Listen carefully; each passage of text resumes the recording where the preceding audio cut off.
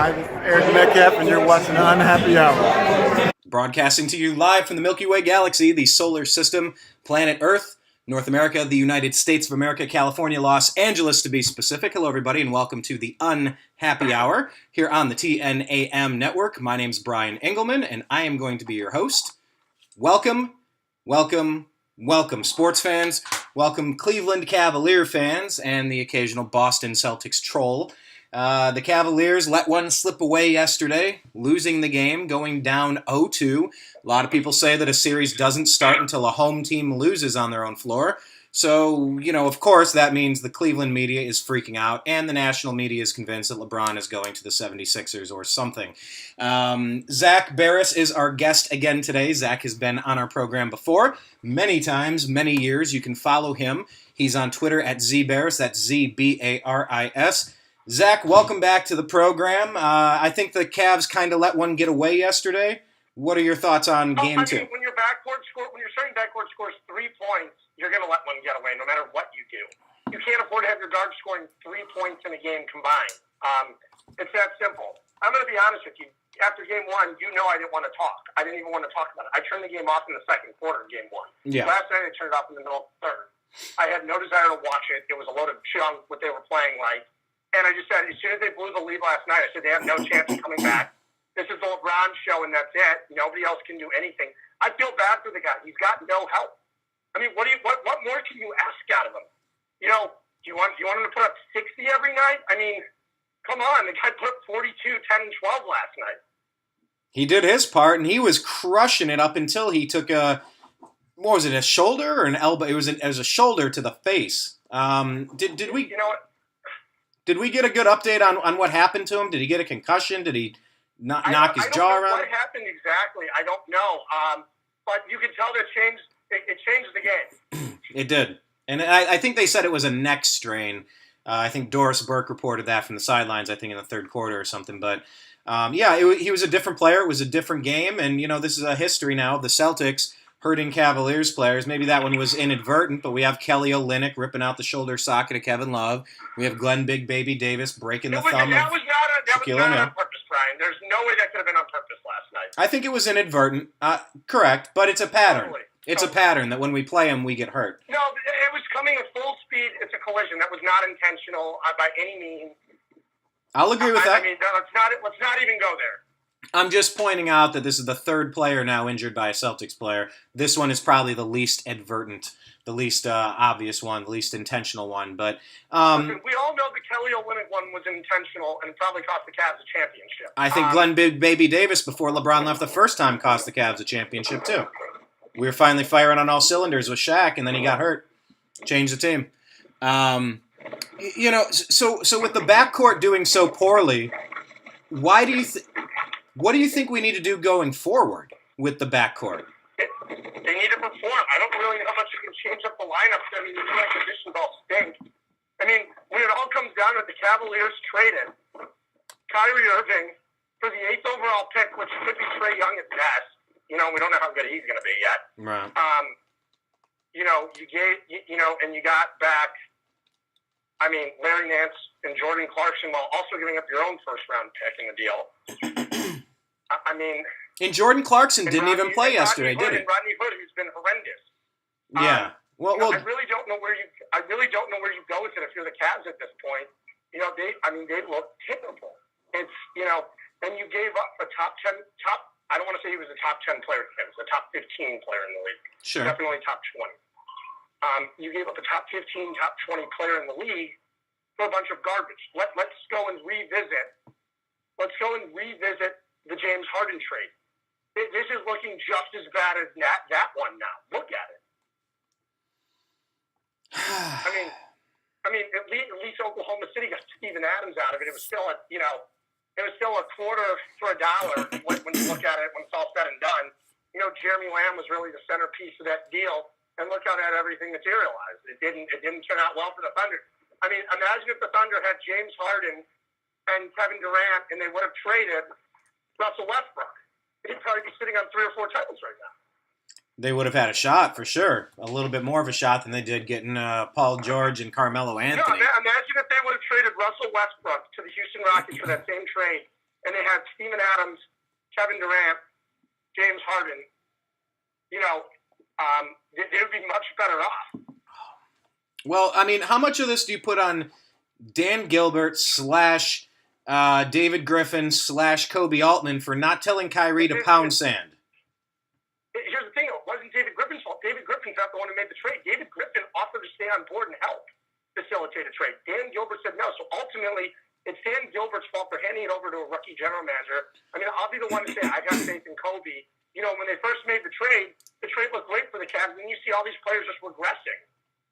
Jordan Clarkson was hitting the shots when he got here. Rodney Hood was playing well. Don't forget, they went and dominated the Celtics and the Thunder in their first 2 games with those guys. Dominated them. Yeah. And then all of a sudden, look what happened. You've seen regression on all ends from all those guys. I feel like Larry Nance isn't getting enough minutes. Do you think he should be playing, or He Jordan hasn't been Clarkson? playing well. What about Yeah. Jordan Clarkson Yeah. then? Someone else that can slash Yeah. into the middle and get some points that way. I mean, Clarkson hasn't been playing well either. Rodney Hood hasn't been playing well. I really don't know what you'd want them to do. Yeah. That's the problem. So then You're not getting quality play out of any of them. The combined guys that we've traded for in the series for Kyrie have scored a combined 23 points in the first 2 games of the series. Wow. Kyrie averaged over 25 last year in the conference finals against Boston. You're getting a production out of 4 players right now, and you had literally no production out of those guys. So imagine trading Kyrie for 23 total points for 4 players. Yeah, in 2 games. Yeah, that's pretty rough. Would you tend to agree with my synopsis though? Because a lot of people in our private group, by the way, it's a private group on Facebook. It's called The Unhappy Hour Sports Show, a support group. We welcome fans of the Indians, Cavs, Browns, and Buckeyes. About 1,700 people strong. Tell your friends, jump in. It's an incredible group, but a lot of people are kind of freaking out, writing the series off, and I'm just trying to remind people, until a home team loses a game on their own court, you don't even have a series. Here's the one positive going to this. Boston's played like crap in the playoffs on the road. Correct. For the most part. Correct. They're a -11, I believe, right now going into this game. It's their average margin of loss on the road. So the Cavaliers, here's the thing. You're in healthy shape if you can win the next 2, but you have to win the next 2. You don't want to go back down to Boston 3-1 with this supporting cast. If it's 2-2, fine. That looks great then. Well, and we also the Cavaliers still have to be able to pull one off in Boston. That's the big haul. They haven't won the 2 at home yet. We need to see what happens Saturday. If they go down 0-3, it's over. It is over if they go down 0-3. This is a young Celtics team. Remind me again, where did Brad Stevens come from? How on the radar of teams was he? Is this a surprise to anyone? Don't forget, Brad Stevens took a Horizon League team to 2 straight Final Fours. This isn't like he came out of nowhere. He took a Horizon League team with Gordon Hayward, and Sheldon Mack. And then the next year they went without Gordon Hayward. He's a hell of a coach. A Horizon League team went to 2 Final Fours this year. Think about that. Is there any That's the division Cleveland State plays in. We're not talking about a Power 5 school. We're not even talking really about a mid-major. And he was able to get that much out. What is it? Okay, so do you know what it is that Brad Stevens does so well to get so much out of the players that he has?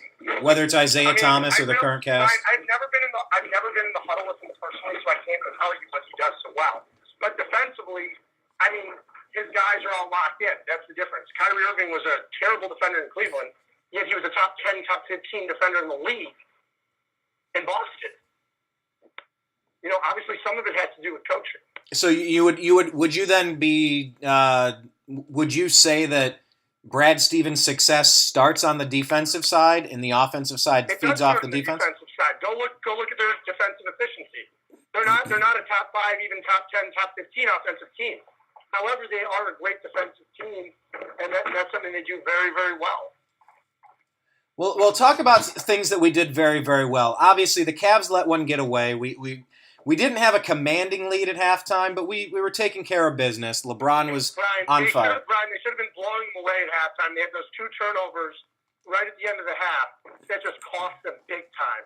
Momentum swing. 11 down to 7. Yeah, and it let their crowd get back into it. But, the Cavs weren't devoid of some positive things. Can you talk a little bit about what we've been seeing out of Kevin Love? Because he put in another decent game. And Tristan Thompson did okay, too. Defensively, they keep putting a switch on Kevin Love, and he's been a nightmare defensively. And same with Kyle Korver. And so, because the thing you saw out of the Celtics was they'd pass the ball once, we'd have it, and it was that second pass. They were always getting caught up on the second pass with wide-open shots. All they're doing is setting these screens, and then they're causing a switch on literally every possession. It's causing a mismatch every possession, and the Cavaliers get screwed. And so how do you combat that? How does a coach combat that? How does LeBron combat that? By having a scheme. They don't have the scheme to do it right now. Obviously Ty Lue's rotations have been terrible. Jeff Green, they've been terribly inefficient. When Jeff Green's been on the court this series, terribly inefficient. They've been playing well when he's not on the court. Yet Ty Lue never seems to adapt his lineup. I mean, it still shocks me that this team actually won a title under him. Looking back at it now. No, I'm not joking, because they played so incredibly well the last 3 games of the Warriors series. A couple of years ago. I mean, it's baffling. And look how well they were. Look how well they played in the Toronto series too. And they were firing on all cylinders, and then this happened. I'm not saying the series is over, because you come back, you win Saturday, and you win Monday. You're right back in this thing, and it's tied, and you've got the momentum heading back to Boston. Okay, and that's fair. I kind of got to thinking this. Let's say LeBron decides to re-sign with Cleveland. Let's just use that as a baseline for the rest of it. Do you think if LeBron decides to stay, it would be under the caveat that we need a new coach? Do you think Ty Lue is one of the biggest problems on the team? I really don't. Yes, I do think he's one of the biggest problems. But also when you have LeBron, does the coaching mean as much, especially on the offensive end? Because LeBron's controlling the offensive tempo on the floor. Right. I mean, he's the floor general. He's controlling the entire offensive scheme of the game. With the ISO ball, with everything, he's controlling every aspect of the offensive game. And this is the thing, is he's getting guys wide open shots. They're just not making anything. That's the problem. But they have games where they can make things. Korver can go off. JR can go off. They're inconsistent. That's the problem. When JR fires on all cylinders, the Cavs are unbeatable. Go back and watch Game 4 of the NBA Finals last year. When JR makes his shots, the second Cavs half, are unbeatable. JR was huge in Game 7 in the third quarter, right? They're literally almost unbeatable when JR is on fire. And when he gets on fire, which does happen, they're almost unbeatable. What did you make of JR's hard foul? I mean, what did you make of JR's push? What was that, on Horford as he went up? There was no further discipline by the league, but you know what? They could have done something, but they didn't.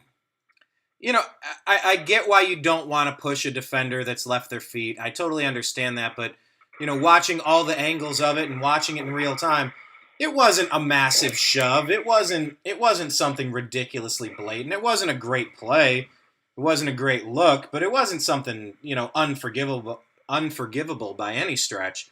But once again, it's kind of like a lapse in judgment for JR. It's another one of those times you look at him and go, well, that's not helping. That's not helping anything at all. And you see the shot not falling, and you can forgive a certain amount of things when you're getting the rest of it done, but I guess it stands out a little bit more when you're missing all your open shots. So I guess then, are there any rotational things that you would like to see differently, maybe out of the starting 5? I'd like to see Jeff Green out of the rotation. I mean, that's your biggest hurdle right now, getting Jeff Green really out of this rotation, because he's not been playing well. Would you keep the starting 5 as it is? I mean, for right now, here's the thing. Do you take JR out of the starting 5 when at home he's been playing really well? I think you leave him in just because, when you're at home, he's been playing well. On the road, I think you could take him out. But the thing is, when he hits his shot, we've seen it. The Cavaliers go into unbeatable mode. Okay. All it does is free up space for LeBron. Oh, of course. Yeah, well, Korver too. I mean, is Korver an enormous liability on defense to the point where you got to make a switch there? Or just he's a liability. I wouldn't put enormous liability, but he's a pretty big liability. I don't know if I'd say enormous. Okay. I would put it in. I would put it in semi-large. I just don't say it would be enormous. Well, then, with the switches Boston's been pulling, yes, he has been an enormous liability. But on a normal basis, no, he's not. He's not a good defender. He's definitely below average, but he's not normally this bad. he has been horrendous because of the switches. And he's just not, he's old. Don't worry, this is a 36-year-old, 37-year-old. Correct, yeah. He's not 25 anymore, you know? He's getting up there in age. He's there as a sharp shooter. That's his job. His job is not to sit there, you know, and be an amazing defender. There are games where he plays decent defense.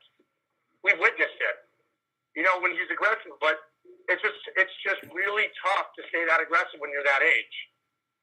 And that's fair. And LeBron's taken a lot of criticism this season for taking plays off on defense and, you know, a lot of that stuff. But once again, you're not playing for the regular season. You're playing for postseason. It does burn me up a bit that we left one on the table, that we had a chance to win. Because, you know, these are the types of things that could come back to bite us. I mean, it happens all the time. Look at the Raptors in that series. The Raptors could have taken 2 games in that series, and they didn't. Right. They failed to capitalize twice. And what do you know? The Cavs swept them. You know, by the Cavaliers coming back and winning in game 1 when they had no business winning it, it totally changed the momentum around in the series. You know, the same thing could be said for this series too. Is the Cavs blowing game 2 totally changed around the momentum? You know, it's tough to say if it will. We'll see what the Cavaliers do in game 3. You know, I've got a wedding Saturday night, so I sold my tickets today. Made $300 on them. Okay, well there you go. It's a bonus. Yeah, not bad. It's great when you put right in front of Khloe Kardashian, they sell pretty quickly. I could make a few jokes, but I'm not going to. The funniest thing is someone goes, that'd be funny if you actually put that on your listing. I go, it is on my listing. Last night I was with friends watching the game at Town Hall in Ohio City, and I showed them the listing, and I'm like, oh my God, it really says right in front of Khloe Kardashian. I said, yeah, that's where the seats are. It helps sell them, and they literally are the seats right in front of her. One row in front, literally directly in front of her. Oh, that stinks, though, that you can't go. I mean, it could be the second to last game LeBron ever plays in Cleveland. I mean, that's what Monday night. That's what the media is saying. Does an 0-2 deficit to the Celtics with the series still going on and seeing the way the Cavs played, is this changing your perception of what you think might happen in the offseason, how you think LeBron might be processing this? I'm not really sure right now. I really don't know. I don't know if LeBron wants to. I think ultimately he'd like to finish his career in Cleveland. I think that's his ultimate goal. Mm-hmm. If you've got this talent surrounding you, it's not getting close to another championship. I mean, the only way they can do it now is if they go out and they trade Kevin Love in the 8th pick and maybe Larry Nance for Kawhi Leonard, you know, or another piece. But the problem, or Chetty Osman for Kawhi Leonard, they have no chance in doing anything. So you don't think that... Don't forget, you're going to have 20-something other teams vying for Kawhi Leonard. You're not going to see all 29 teams, you know, going after Kawhi Leonard. You're going to probably see 20 teams go after him and putting packages together. You know, I mean, if you're a team like the Miami Heat, I don't think Miami has the assets to give up. You look at other teams though. Look at Boston. Boston can offer up a package surrounded by Terry Rozier and a couple of other players, and they have draft picks to trade too. Cleveland has Kevin Love. They have the 8th overall pick in the draft. Cleveland has some decent ammo too. Well, let's go and start with the Celtics. Let's see if Philadelphia can do it. You know, Philadelphia definitely has a package move. They've got Markelle Fultz, you know, to trade. They've got Dario Saric. You know, they have a lot of ammo as well. Who do the Lakers have? That's the thing. Kawhi Leonard might want to be an ally. Who do the Clippers have? You need to go out there and you need to look and see what teams have that are possibly willing to pair up Kawhi Leonard and do anything to do it. And if a certain team has the ammo to do it, you're going to see the trade price go up. You know, last year it was shocking that there weren't a bunch of teams vying for Kyrie Irving. I mean, were there no teams trying to get Kyrie, or just... I mean, it seemed like the Cavaliers had a lot of low-ball offers on trade. I mean, Brian, look at the trade they took. They took an injured Isaiah Thomas, who didn't make his first start until January, you know, along with Jay Crowder and what turned out to be a middle-of-the-lottery pick. We're not talking a top-3 pick. You know, Brooklyn stunk like they have been all season, not turned it on the last 3 weeks of the season. That would have been the top-3 pick, but it wasn't. Yeah, that's why I was wondering if LeBron was going to pay... The thing is, Brooklyn wasn't tanking. I was wondering if LeBron was going to pay Jay-Z to make sure that the team tanks the last month or two so that they can get that top pick. Yeah, it would be one thing to say you traded Kyrie for a top 3 pick in a really deep draft. It's another to say you're stuck with 8 and you go, well, okay, you're going to get a player. You'll get a good young rookie player. but does that take you over the hump? Does that help you take out the Celtics or take out the Rockets or the Warriors? And I don't know that it will. So, I mean, I guess the value for the number 8 pick in itself, do you think that's marginal at best? It's not a lot of... It's just all, like, again, it depends how San Antonio values that pick. It depends, what are the Cavaliers going to go do? What are they going to actually do to make that pick, worth something? That's the biggest question here is, are they going to do anything? Is San Antonio value a pick? Do they value a guy? It depends who's on the board, too.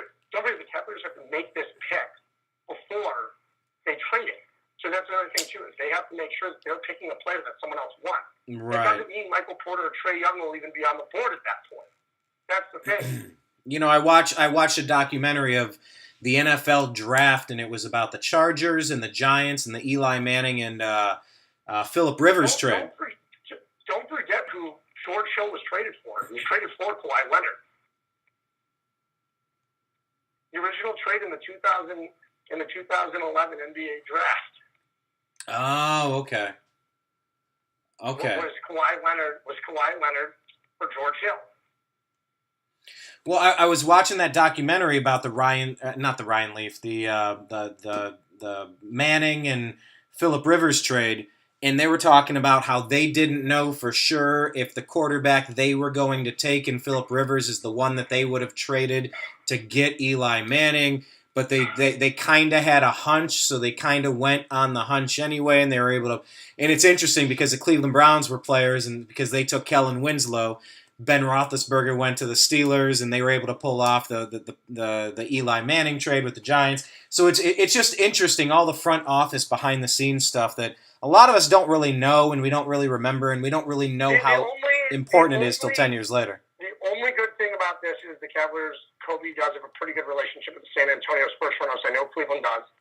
So that's the one thing benefiting them. But again, if someone puts a trade offer better than Cleveland's, of course. Yeah, of course. You need to look at it. A lot of teams are going to be afraid to make the trade because of Kawhi Leonard's preference to be in New York or L.A. However, would he be happy playing in Cleveland alongside LeBron James? I tend to think so, but you never know. Kyrie didn't like it. Don't forget, there's a bunch of motorcycles passing. It's all right. So what I was going to get at, though, what I was going to say is that let's not forget this. Kawhi Leonard was labeled as the ultimate team player before this. Go figure. He was the guy that was going to turn down the max contract to save money for the Spurs. Well, remember, Bill Cosby was America's dad too, so you know how that goes. Well, another thing I can see happening is the Cavaliers offering up a package to this. Let's just say Portland decides they're going to blow up their team because they know that they're not good enough to win in the West. So are they going to take the 8th overall pick along with Cedi Osman and another young player, and maybe Ante Zizic, or C.J. McCollum? Is that a possibility? It's a possibility. I'm not saying it's likely, but it's a possibility. But we would have to take the player first before we could trade the player. Yeah, but the thing is, if you have C.J. McCollum, you know he's going to sign long-term in Cleveland. The guy's from the area. He's a huge Browns fan. He's from Canton, born and raised. The guy has his love for Cleveland sports.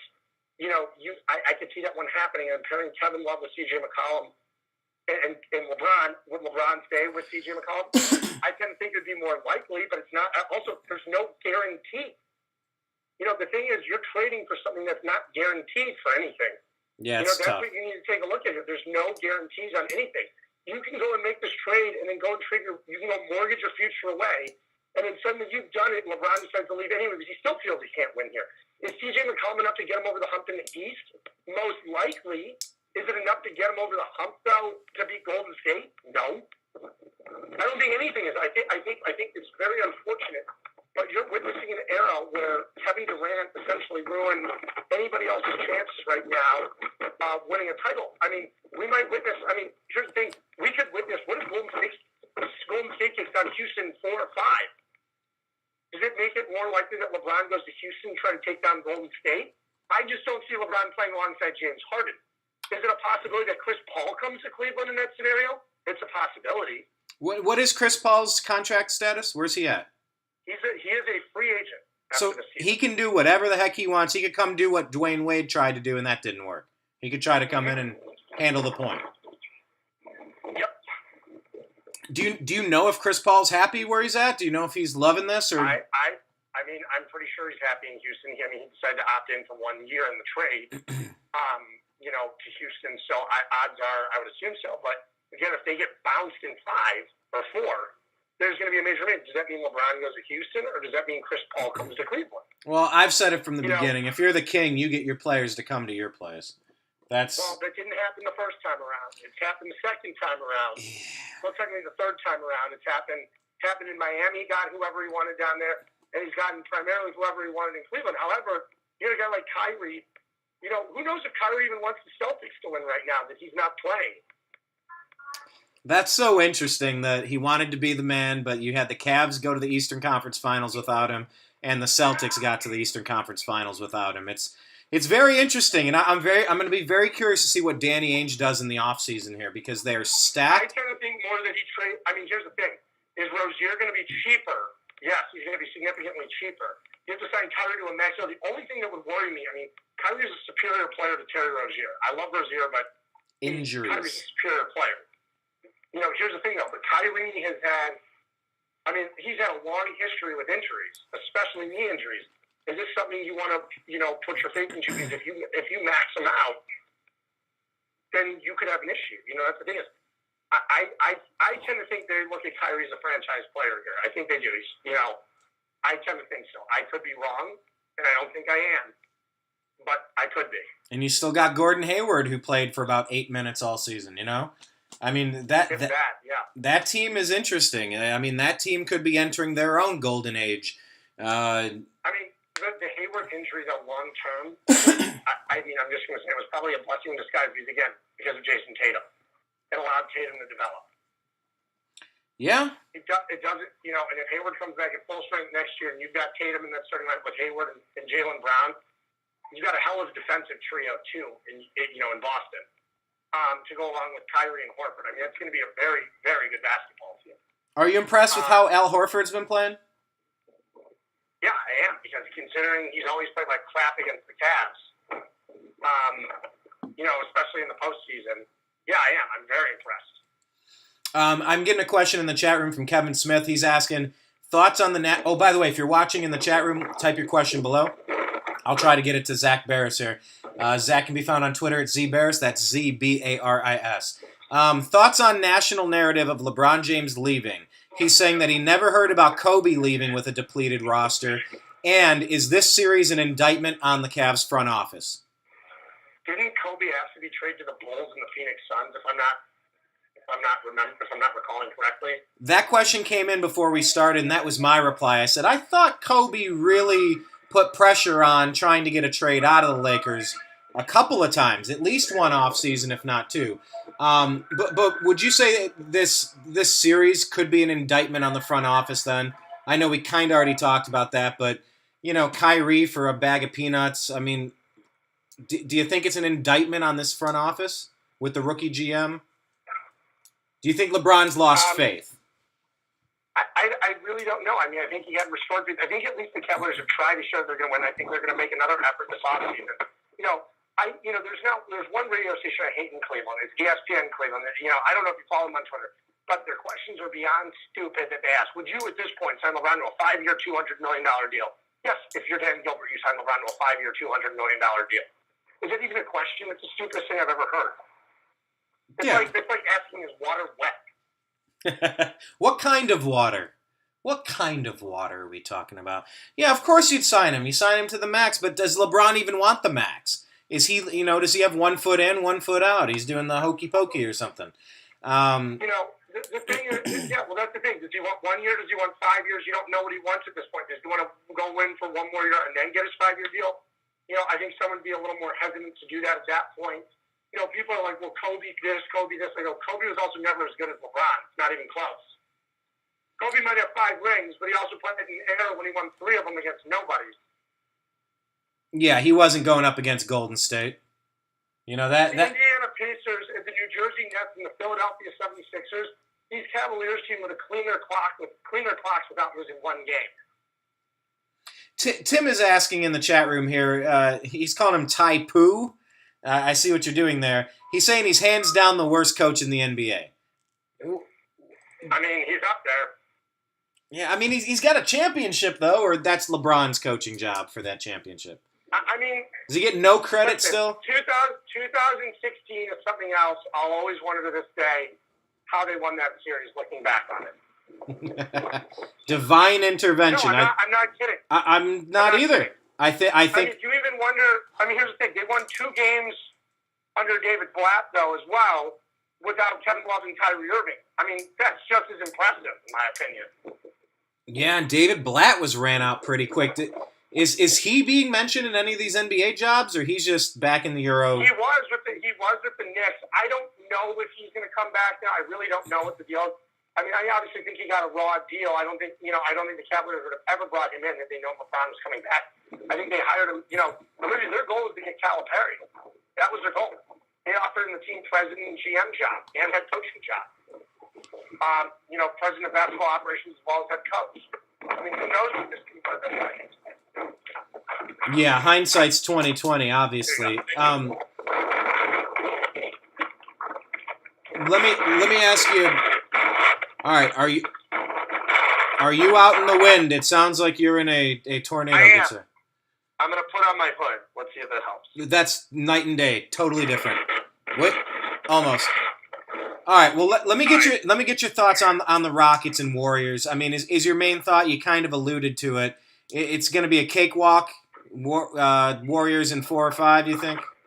I'm not saying it will be. I mean, I tend to think that the way the Warriors played the other night, it's going to be. Houston just again didn't have the firepower to beat them, and that was the issue. Does anybody? That's the thing is, does anybody have the firepower to beat the Warriors? I mean, Draymond can beat himself. I was watching these technicals and his foolish play. I mean, it's like he's intentionally getting himself in trouble. He's such a stupid player. I mean, could him getting suspended make a difference? Who knows? But yeah. I mean, let's go back to the 2016 NBA Finals. It made a difference. Absolutely, and I argued that he should have been suspended for the Oklahoma City Thunder stuff he was pulling with the nut shots. The thing is, he should have been suspended for Game 7 of the Thunder series anyway. And that could have changed. He should have been suspended for Game 7 of the Thunder series anyway. So, Golden State would never have been in that championship. So go figure. I mean, but he wasn't. He wasn't suspended for the kick in the nuts on Steven Adams. So weird. All right, then I guess we're gonna wait and see the next game. Coming up real soon here. Watch this next game and see what's going on with the Rockets and the Warriors. Obviously, looking for the Cavs to rebound. Did you have any thoughts on the lottery? Do you like the lottery? Has your position on the lottery changed overall? Anything? No, I mean, I'm pissed the Cavaliers got the number 8 pick rather than a top 3 that I was hoping for. They didn't get it. But, yeah, same here. It's unfortunate. But you know what? It's the way the cookie crumbles. And, the Cavaliers have been fortunate. The one time they were not fortunate was the Anthony Davis one when they lost the tiebreak, when they won the tiebreak with New Orleans. And then New Orleans won New Orleans lost the tiebreaker, and they wound up getting Anthony Davis. So it's unfortunate because if the Cavaliers would have lost, that they would have had Kyrie and Anthony Davis on the same team. And imagine what that team could have been like with LeBron. I mean, imagine. Anthony Davis is a freak on his own. Imagine how good he would have been playing alongside LeBron and Kyrie. And you know what? It would have been filthy. Don't we do this from time to time where we go back and redraft? We like going back and doing the redrafts and imagining the teams if this would have happened and if that would have been different. Those are kind of fun. Yeah, we've done that before. Yeah. Okay. Well then, Zach, I don't know. I don't know what the Cavs can do differently to make this work, but I'm going to hold out hope. I mean, this is a team that has a championship under its belt. You need to make a rotation change, and you also need the backcourt to score more than 3 points. And again, I think we can do that. Simple. I think we can handle that part. And we'll see, though. You never know. All right. Well, then, Zach, I guess let me let you get going here. I appreciate your time, as always. If you ever feel like doing that Michael Jordan little segment down the road, we could do that again, too. But, yeah, definitely it's disappointing to watch what the Cavs squandered, but they're being outplayed. They're being outplayed. They're being outcoached. And it is what it is. So, hey, right now, it's not even a talent standpoint. The Cavaliers have LeBron James. They should at least be able to win a few games here when you have LeBron James. Your supporting cast does anything, you will win. The supporting cast has done nothing. Therefore, the Cavs have gotten blown away twice, double-digit losses. Well, Kevin Love has been pretty good. He's been okay, but not much other than again, him. Brian, this all comes back to your starting backcourt scoring 3 you-know-what points. Yeah, I know what. It's a big pile. All right, well then, look, I guess we got to wait for the game. You can't be there. You got your wedding. Have fun at that. And then, I'll still be watching, but I'm kind of glad I'm going to this wedding now. Why? Too nervous? Too nerve-wracking? Too upsetting? You know what? Sometimes my emotions get stuck me, and this is one where I'm almost glad I'm not going to be there. I hear what you mean. I'll be there Monday, but I'm not disappointed that I'm not going this Saturday night. I'm fine with it. Here's the thing. I have been to every single finals home game for the Cavs. I've been to almost every single home playoff game for the Cavs over the last 4 years. I'm not void of getting to watch any great basketball over these last 4 years. I've cherished every second of it. However, at the same point, these tickets are really, really expensive, and I'm okay watching on TV and going to a wedding and doing something else and giving someone else the opportunity to go and watch the game in person. Yeah, it's not the worst thing in the world. Make the best of it, and hopefully the Cavs can make the best of it. Because, look, let's just imagine we're able to win at home where we play better against the Celtics who play worse on the road. Let's just imagine a world where it's 2-2 headed back for a 3-game series with 2 of them in Boston. You just have to win one. When you got the king, you got a chance. I'm not super thrilled with what we've seen so far, but I'm not counting us out. I'm not saying LeBron's gone. He's out. Count them out until they lose. Exactly. I'm not going to lose faith here. Obviously, I'd like to be up 2-2, or I'd like to be tied 1-1. But we just witnessed the Cavs sweep a 59-win team, so we have the skills. We have the skills to do it. That was a week ago. Exactly. So, all right. Well, then, Zach, let me let you get running, man. I appreciate your time as always. You can follow Zach on Twitter. He's at Zak Baris. That's ZBARIS. Zach, you have a good one, buddy, and I'll talk with you again, hopefully after a win, okay? Yeah. All right, take care. There goes Zak Baris, everybody. Look, I don't know what to tell you other than it's do or die time. Our backs are we're getting painted into a corner here. We're kind of up against a wall. But if we take care of business at home, like I said, it turns into a 3-game series. And I like our odds with LeBron James on our team. I don't think we're going to shoot, have 3 points from our backcourt. I don't think that's going to happen again. Yeah, the Celtics have played really good. I don't know that it could continue. I don't know that LeBron can't and won't dominate. But time's going to tell. So, anyway, on youtube.com/TheNewAmericanMedia, that's where we post all these shows after the fact. Please click subscribe. We have 7 years of shows. Spirituality, current events, politics, music, all of the things. We do go to a lot of places, interview a lot of interesting people. Hopefully you'll find some good conversation. Invite your friends to facebook.com/TheNewAmericanMedia. That's our homepage. And then our private group is called The Unhappy Hour Sports Show, a support group. On Twitter, we're at American_media_. On Instagram, we have 2 pages. One for current events and politics. That's Instagram.com/TheNewAmericanMedia. And one for sports. It's Instagram.com/TheUnhappyHour. And then finally, we have a Patreon page. If you like what we're doing, if you'd like to help contribute to the cause, we always appreciate that. Patreon.com/TheNewAmericanMedia. So for now, we're going to call this a wrap. I'm going to upload this to YouTube, and I'll talk with you guys in a few. Go Cavs!